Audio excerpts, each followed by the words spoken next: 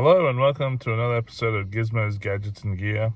I decided to take it on the road this time, so here we go. This is the final watch I'm buying for a while. It's a PANZERA, which is an Australian company that makes watches out of Sydney using Japanese and Swiss movements. And I got myself their 45 GMT, which is an automatic. It's a GMT watch that gives you 2 time zones. And it's also a dive watch, good for 300 meters. So let's unbox this baby. So that's what it looks like. And as you can see, it doesn't have a crown guard around that crown.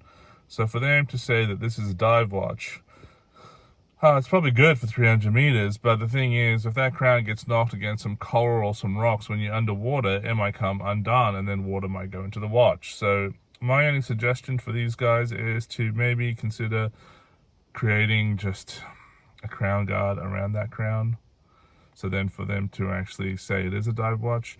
And the other thing you'll notice, I'll bring it around this way, is that the bezel does not move. So if you are going to go diving, that bezel is specifically designed for 24-hour time for the GMT function, which is that red hand.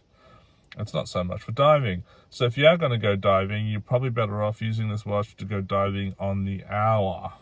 So that way, when you get up to that 18 mark, where the hour hand is on at the moment at the 9 o'clock, that's when you know you have 15 minutes of oxygen left in your tank, if your tank is only full for an hour's worth of oxygen, and then you can start your decompression. So you can use this for diving, but be careful not to bump that crown onto any coral or rocks, or else it might get unscrewed and then you're in trouble. In addition to that, if you are going to go diving with it, go diving on the hour, so then you can't modulate the bezel in any way to give you a 15-minute warning of when you start your decompression and coming back up to the surface again. So let's put this thing on my hand and see what it looks like. So I'm pretty happy with the way it looks. The only reason I got this thing is because, like I said, everyone wanted me to get an Omega Seamaster, which looks similar to this, but the Omega Seamaster had too many squiggly lines on the dial, which got awfully confusing. So I don't know how well the illumination on this will go at nighttime, but this is just my Omega Seamaster clone copy. A lot of people say these Panzeras look a lot like the Panerais of Italy. Yes, they do have the same sort of shape for the actual casing that the dial sits on. So you can say it is a knockoff Panerai, but I think Panzera is not going for that angle. I think they're just doing their own thing.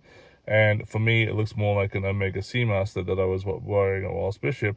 Yet this one's a lot easier to look at, use, and is only retailing for around the $600 mark at 50% discount. Right now that discount is over, so this thing will be going for about $1,200. Thank you for watching.